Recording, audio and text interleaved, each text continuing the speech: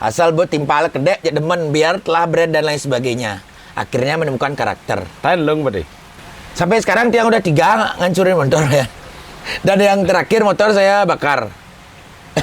Sing bakar ulu nah begitu donasikan segitu umpamanya. Tadi kan disebutkan sebagai seorang guru. Betul. Jejak ini. Sing santai. Karena nyawa sekarang di jalan itu sangat murah, Pak D. Sangat murah.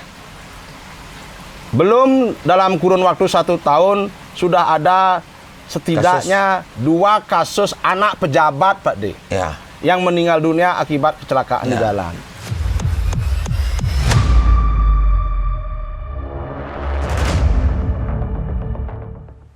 Om Swastiastu, semeton titiang sejebak jagat Bali dan sejebak Indonesia serta dunia. Dogen akhiratnya nih. Rajang siang. Sampun api, sampun ngajang. Yang durung ngajang demun, pangten gagal paham. Siang niki titiang mengunjungi rumahnya Pak Made Penyu niki semeton. Yang pekerjaan utamanya beliau adalah sebagai konten kreator, YouTuber dan TikToker. Itu pekerjaan pokoknya. Sementara pekerjaan sampingannya adalah sebagai guru semeton.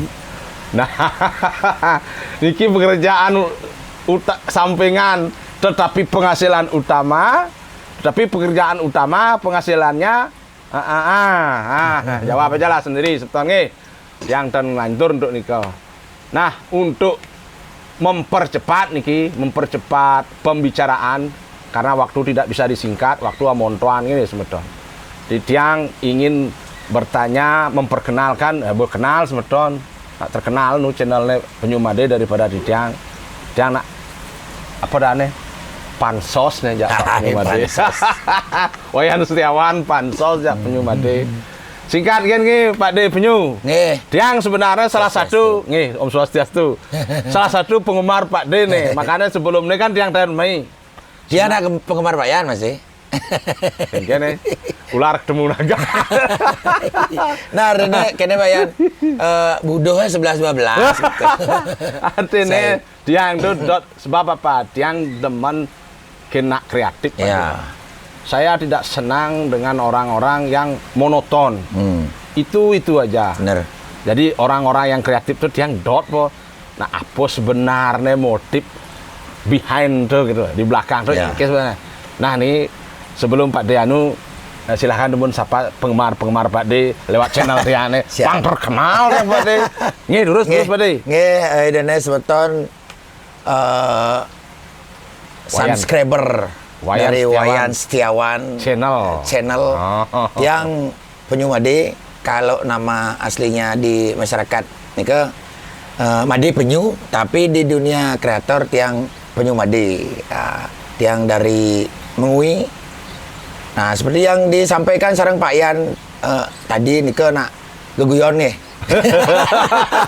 Tetap tiang syukuri tiang untuk pekerjaan tetap tiang guru olahraga enten.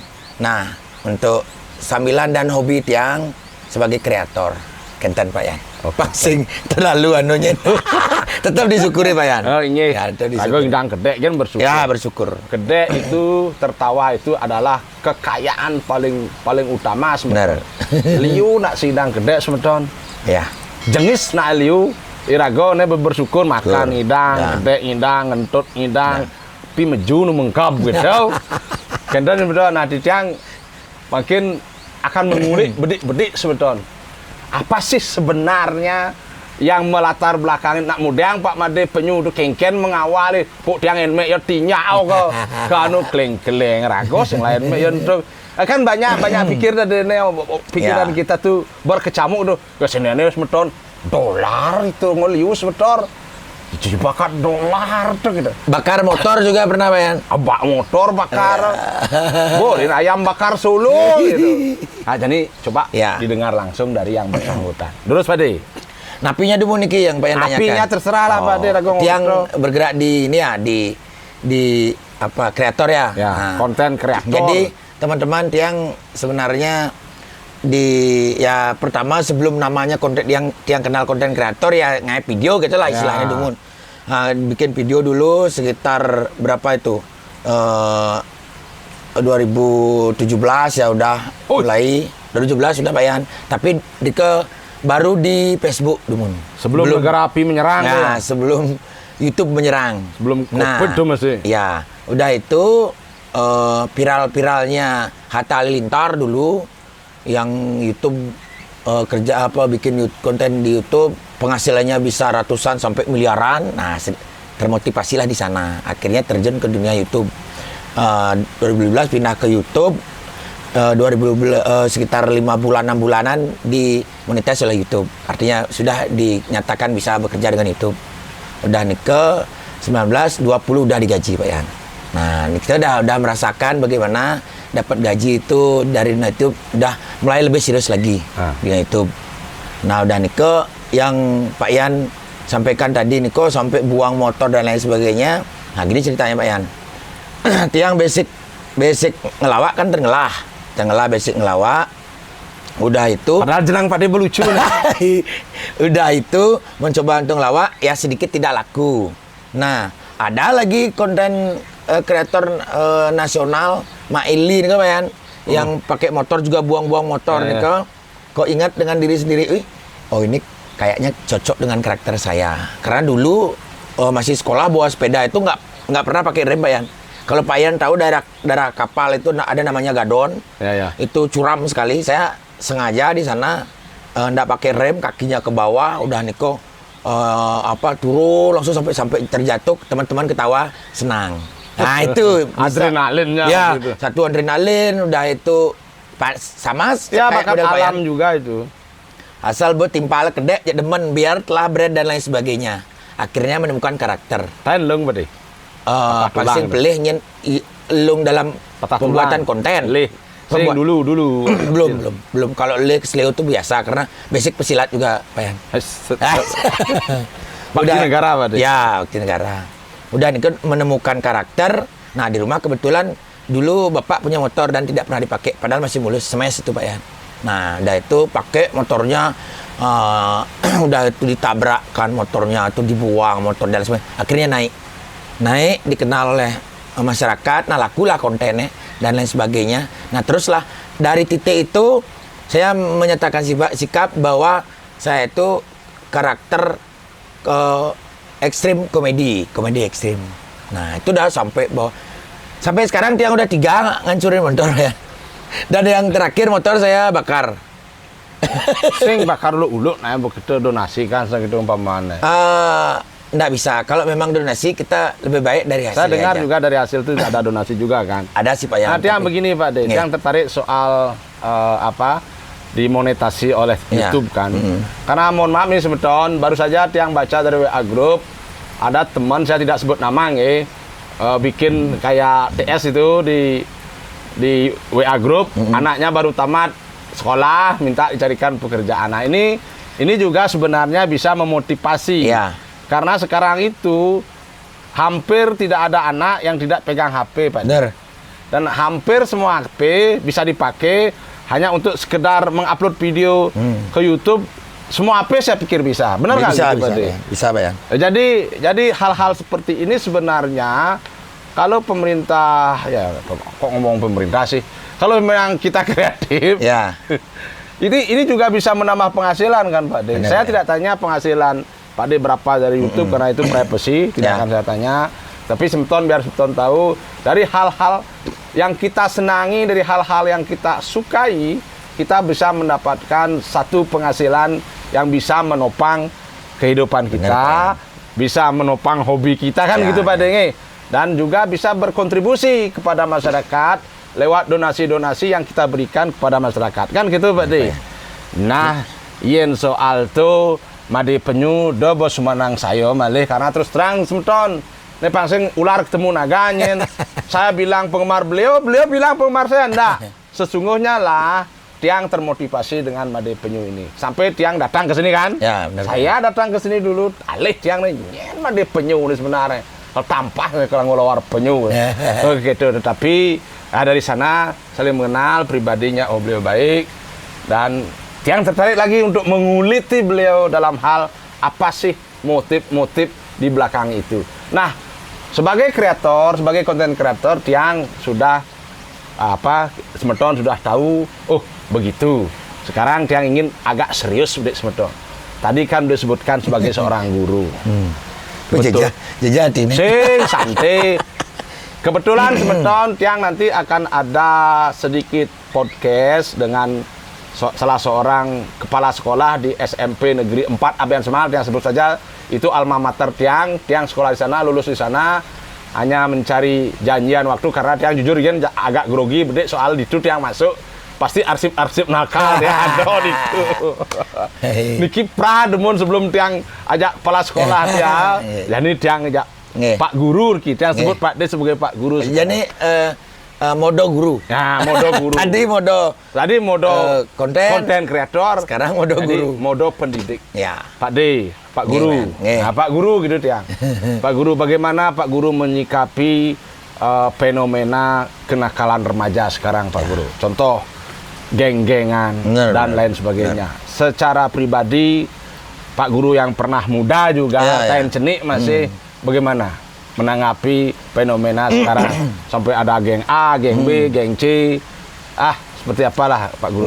Menurut Pak Guru bagaimana? Ya gini Pak Yan, jadi kalau Tiang pribadi, karena seperti yang Pak Yan sampaikan, kita juga pernah muda dengan Pak Yan, artinya masa kita ingin bergaul dan bersosialisasi dengan teman, ingin tahu dan lain sebagainya kan. Kalau menurut Tiang, kalau dibahasakan geng itu kan konotasinya negatif Pak Yan. Ya kalau organisasi perkumpulan seke itu lebih manis lah kayaknya. Kalau menurut Tiang sah-sah saja Pak Yan.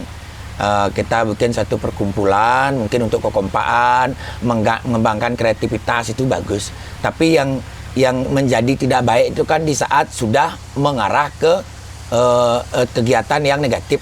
Kayak bullying, balapan liar kan gitu yang fenomena yang ada di masyarakat. Itu yang yang gestrek gitu Pak Yan, itu yang ini.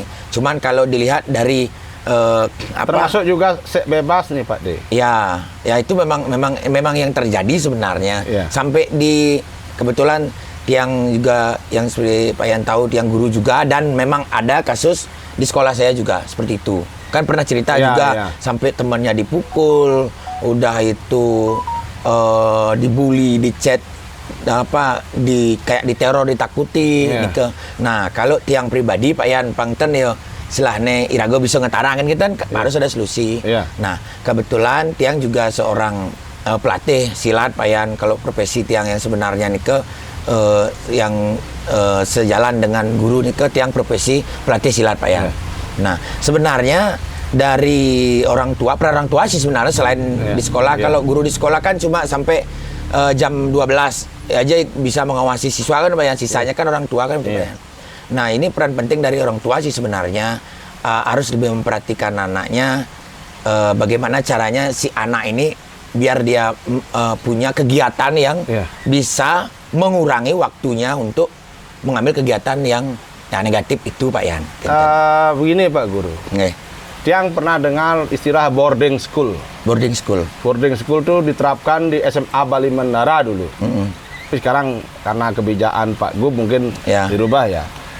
Kalau menurut Tiang seperti apa yang Pak Guru sampaikan itu, guru hanya dalam tanda kutip disclaimer dulu, dalam tanda kutip hanya bisa mengawasi, bertanggung jawab sepanjang jam sekolah. Di luar itu sepenuhnya orang tua. Tapi seperti yang kita ketahui, tuntutan kehidupan itu membuat para orang tua tidak bisa mengawasi anak-anaknya, Pak Guru. Nah, pertanyaan Tiang sekarang kepada Pak Guru sekarang, bagaimana pendapat Pak Guru tentang boarding school Pak Guru? Maksudnya begini, anak-anak itu disekolahkan dari pagi sampai sore. Toh juga selepas sekolah mereka nggak ngapain. Nah gitu loh, bagaimana pendapat Pak Guru? Dalam perspektif Pak Guru. Dalam pandangan saya. Dalam pandangan pribadi dulu. Dalam pandangan pribadi Pak Yan. Kalau Tiang pribadi Pak Yan, jadi karena karakter juga Pak Yan. Kalau Tiang karakter Tiang memang kurang di akademik Tiang, tapi Tiang lebih di olahraga sih Pak Yan. Tiang setuju saja Pak Yan. Cuman di saat dilakukan Pak Yan boarding school gitu Pak Yan. Artinya jangan keseluruhannya itu akademiknya Pak Yan, mungkin sebagiannya itu dikembangkan ke ekstra Pak Yan. Ya, ekstra sekali tiang ya Pak Yan ya. Nah, tiang kebetulan makin jadi ke koordinator juga di kabupaten untuk megang ke Porjar untuk cabang pencaksilat, di Prapon juga tiang aja, sekarang di PON juga selaku pendamping Pak Yan. Nah, jadi persaingan di dunia olahraga terutama di silat sekarang Pak Yan betul-betul sangat ketat Pak Yan. Daerah lain sudah menerapkan dia latihannya itu hampir setiap hari Pak Yan. Latihan setiap hari, bisa 2 kali sehari, bisa 1 hari itu 3 kali. Kalau menjelang paso-paso khusus itu udah sampai 3 kali dari pagi, siang, sore. Nah itu Pak Yan. Kalau yang seperti Pak Yan sampaikan tadi, di beberapa jam pelajaran itu kita fokuskan dia ke pengembangan bakat Pak Yan. Jadi anak ini bisa mengantisipasi yang diharapkan dengan diterapkannya boarding school itu, di sisi lain dia bisa mengembangkan bakatnya gitu Pak Yan. Jadi kayak gini ya, kalau Tiang ibaratkan, Tiang analogikan, anak-anak itu mereka mempunyai kelebihan dan kekurangan masing-masing kan. Benar, kita nggak bisa mengajarkan ikan memanjat dan nggak bisa mengajarkan monyet berenang kan. Benar, walaupun sedikit-sedikit monyet bisa berenang gitu. Dan kita nggak bisa mengajarkan monyet untuk terbang. Benar. Tetapi kita bisa mengajarkan burung untuk belajar terbang kan, bisa begitu. Jadi semua punya skill. Benar. Saya setuju dengan hal ini sebab kurikulum pendidikan kita itu menyamaratakan. Ya kan? Ada UN itu loh yang menyamaratakan. Jadi gajah dipaksa naik pohon, nggak bisa. Burung dipaksa naik pohon, monyet dipaksa naik. Kalau monyet nggak perlu dipaksa naik pohon, kan gitu. Karena memang karena dia memang habitatnya di sana. Nah, makanya ini sangat menarik karena justru ini mohon maaf ya seperti yang Tiang sampaikan kepada Pak D tadi, bahwa konten-konten Tiang adalah membuka, mengedukasi masyarakat tentang situasi terkini. Benar. Termasuk saya tambahkan lagi, saya ingin pendapat Pak D. Ya. Bagaimana pendapat Pak D? Saya awali dulu dengan pertanyaan. Ya. Apakah di SMP yang Pak D mengajar sekarang ada siswa-siswa bawa motor? Ada Pak Yan. Ada. Cuman artinya kalau di jam pelajaran, artinya jam sekolah dia pagi sampai tidak ada Pak Yan. Cuman di luar itu setelah dia pulang sekolah dan lain sebagainya itu ada Pak Yan. Yang tidak mau berbohong bahwa sekolah saya ini tidak, saya bilang yang sebenarnya Pak Yan. Sebentar. Apakah ada siswa yang sembunyi-sembunyi misalkan sekolahnya di sini tapi motornya di pasti ada, pasti ada. Itu ya. Pasti ada. Tanggapan Pak D gimana? Ya jelas. Yang pertama Pak Yan, jadi sekolah kan sudah punya aturan Pak Yan. Sekolah punya aturan tidak mengizinkan anak, apalagi saya selaku guru SMP tidak boleh, jelas aturannya tidak boleh membawa motor kan gitu Pak Yan. Nah di sisi lain Pak Yan, seperti yang Pak Yan sampaikan itu, orang tua kan ada tugasnya juga, kesibukan bekerja, apalagi misalnya satu keluarga itu cuma ada ibu, bapak, anak-anak kan gitu misalnya. Nah itu pun kalau sekolahnya dekat sih tidak masalah Pak Yan. Sekolahnya dekat bisa dia bawa sepeda dan lain sebagainya. Kalau sekolahnya agak jauh dan disuruh mengantar pun tidak ada. Nah pada saat di luar jam sekolah ini saya bilang ekstra atau kegiatan kerja kelompok yang lain itu dia bawa motor, alasannya begitu Pak Yan, tidak ada yang nganter dan lain sebagainya. Tapi kalau kita melihat dari aturan kan jelas sudah dinyatakan bahwa tidak boleh kan? Saya kenapa saya fokuskan bicara begini? Ini mohon maaf ya kepada semua penonton PT Tiang Niki, channel YouTube Tiang Niki yang sampaikan satu doa untuk kita semua, semoga kita dan keluarga kita baik-baik saja, sehat-sehat dan selamat selalu di jalan. Karena nyawa sekarang di jalan itu sangat murah Pak D, sangat murah. Belum dalam kurun waktu 1 tahun sudah ada setidaknya 2 kasus anak pejabat Pak D yang meninggal dunia akibat kecelakaan di jalan. 1 di Badung, 1 di Negara. Belum lagi yang bukan anak pejabat, nabrak truk parkir lah, tabrakan palu jangkrik lah, dan itu mereka semua di bawah umur. Dan sesuai dengan hukum yang berlaku, anak-anak di bawah umur belum boleh, belum berhak untuk mengendarai sepeda motor gitu. Ya kan? Jadi alangkah baiknya, apakah tidak alangkah baiknya pihak sekolah itu berkoordinasi dengan kepolisian terdekat, dalam hal ini mungkin Babin Kamtibnas, yang paling dekat, Kapolsek untuk merahasia anak-anak itu, sehingga mereka tidak lagi menggunakan sepeda motor sebelum mereka berhak mengendarai sepeda motor, Pak D. Karena ini mohon maaf nih Pak D, kalau kita bicara kesibukan orang tua, nah saya pikir kita ini sejaman ya. Dulu juga kita gak naik motor, kok naik sepeda tadi Pak D bilang kan. Bisa kan kebiasaan itu diulang lagi? Atau solusinya, saya lihat di Gianyar ada Aman. Itu mikrolet yang ngangkut anak-anak. Itu menurut saya bagus dan perlu dicontoh pemerintah lain dan dioptimalkan antar jemput anak. Kedua, di Tabanan juga ada Transrasi. Itu juga perlu dioptimalkan untuk antar jemput anak. Menurut Pak De itu gimana kan? Bagus benar, juga. Pak Yan. Artinya begini Pak Yan.